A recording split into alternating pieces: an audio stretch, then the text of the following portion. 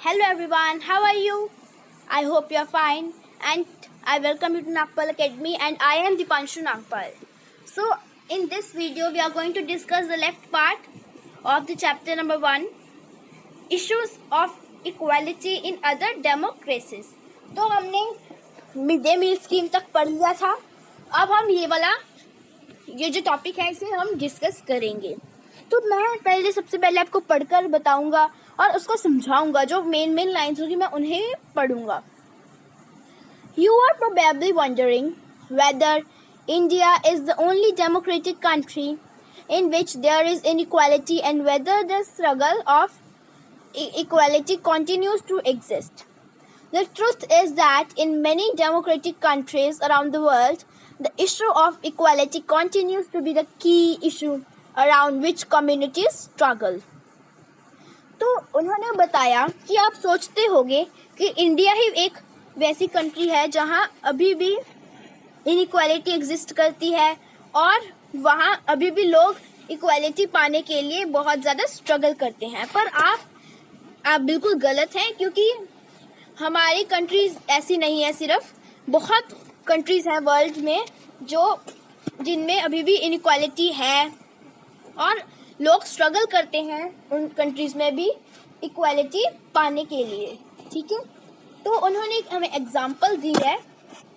उन्होंने हमें United states USA, जहां आप बहुत सारे लोग जाना चाहते हैं, यूएसए की एक एग्जांपल दी है कि जो वहाँ अफ्रीकन्स अमेरिकन्स थे, जो उनके एंसेस्टर्स थे, वो स्लेव्स थे. वो स्लेव्स उन्हें बनाकर लेकर जाया करता है. उन्हें जो यूनाइटेड स्टेट्स के जो लोग होते थे वो अफ्रीका जाकर बहुत सारे लोगों को मीनिंग अमेरिका में लेकर आते थे, उन्हें अपना स्लेव्स बनवाकर. तो उन्होंने बताया, एक बार मैं शॉर्टली बता देता हूँ इसका मतलब क्या है प्रॉपर, कि जो यूनाइटेड स्टेट्स के लोग थे, वो जो अफ्रीकन अमेरिकन्स थे, जो उनके एंसेस्टर्स थे, जो वो स्लेव्स हुआ करते थे और उन्हें अफ्रीका से वहाँ अमेरिका लाया जाता था, क्योंकि लोग उनसे उनका काम करवाना चाहते थे, क्योंकि वो तभी आज़ाद नहीं हुए थे. वो उनके नौकर बनकर उनके साथ रहते थे. तो ये अभी भी ये अनइक्वल हुआ है. अभी भी लोग ऐसे प्रैक्टिसेस करते हैं. This despite in the fact that there were a movement in the late 1950s to push for equality rights for African Americans. ये जो था, जब बहुत ज़्यादा बढ़ गया तो एक एक्ट शुरू किया गया 1950 में, जो उसका जो नाम था वो अभी हमें बताया नहीं गया, हमें जाकर बताया जाएगा.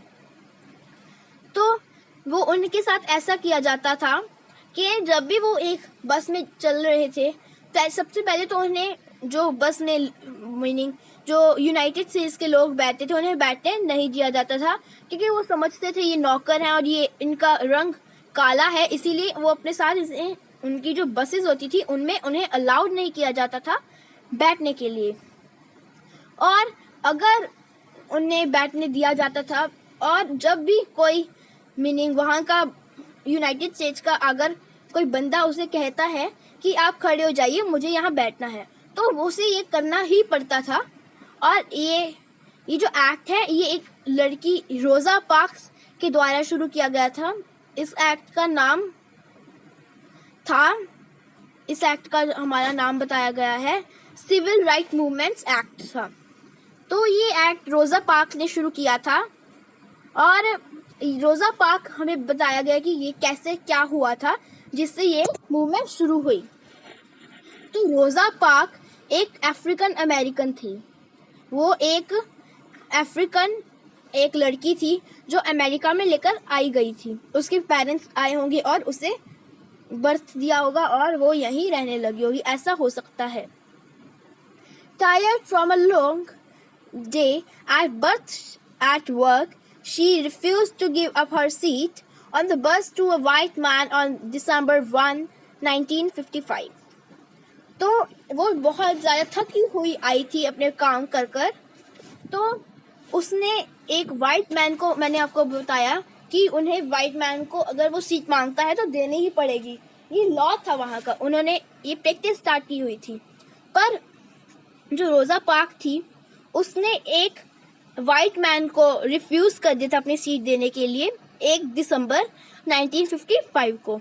हर रिफ्यूज़ल वहाँ उसका जब मना किया उसने, तो वहाँ से एक बहुत बड़ी एगिटेशन, मतलब मीनिंग बहुत बड़ा एक्ट शुरू कर दिया। वो अनइक्वल वेज थे, जहाँ मीनिंग वो एक्ट इसलिए था क्योंकि अफ्रीकन अमेरिकन्स को बहुत ज़्यादा मीनिंग उन्हें बहुत ज़्यादा लो कास्ट का फील करवाया जाता था, उन्हें बहुत ज़्यादा उनकी बेइज्जती की जाती थी। वो एक राइट बना, सिविल राइट मूवमेंट्स। ये जो एक्ट था, ये एक्ट 1964 में स्टार्ट किया गया था और ये जो एक्ट कहता था कि सारे लोगों को इक्वल राइट्स दिए जाएं, उनके नेशनल उनका ओरिजिन ना देखा जाए, उन्हें प्रॉपर इक्वल राइट्स दिए जाएं। ये जो मूवमेंट था इसने बहुत ज़्यादा लोगों की हेल्प की थी। सबसे बड़ी हेल्प थी कि स्कूल्स में जो अफ्रीकन अमेरिकन्स थे उन्हें अलाउड नहीं किया जाता था, पर ये मूवमेंट के बाद उन्हें स्कूल में जाने दिया गया और ऐसे ही बहुत ज़्यादा उनके लिए अच्छा बनता गया। तो लास्ट है challenge of democracy, last topic है हमारा, इसके बाद हमारा चैप्टर फिनिश हो जाएगा। Challenge of democracy. No country can be described as being completely democratic. कहते हैं कि पूरे वर्ल्ड में कोई भी ऐसी कंट्री नहीं जो प्रॉपर डेमोक्रेटिक हो। ऐसी कोई भी कंट्री नहीं है जिसमें कोई इनइक्वालिटी पाई नहीं जाती। कहते हैं जो कम्युनिटीज़ हैं वो ट्राई करती हैं टू एक्सपैंड, वो बढ़ावा देती हैं ऐसी चीज़ों को, डेमोक्रेसी को पुश करती हैं आगे ताकि लोग इसे समझें और डिस्क्रिमिनेशन जैसी चीज़ें करना छोड़ दें।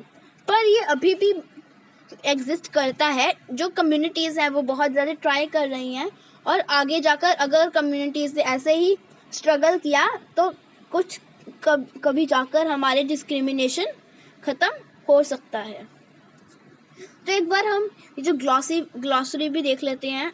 ये जो क्वेश्चन थे, यूनिवर्सल एडल्ट फ्रेंचाइजी, इसका मतलब है कि हर एक बंदे को वोट की एक वोट है सभी के बंदों के पास, जो भी 18 साल के हैं या 18 साल के अबव हैं। Dignity, this refers to thinking of oneself and other persons as worthy of respect. Dignity का मतलब होता है कि सभी खुद को और सभी जो आपके साथ रहती हैं, ये जो दूसरे लोग हैं, उन्हें आप इक्वल समझते हो। कॉन्स्टिट्यूशन एक डॉक्यूमेंट है जो रूल्स एंड रेगुलेशंस जो हमारे इंडिया के लिए हैं वो उस बुक में लिखे गए हैं और हमें वो फॉलो करने ही चाहिए।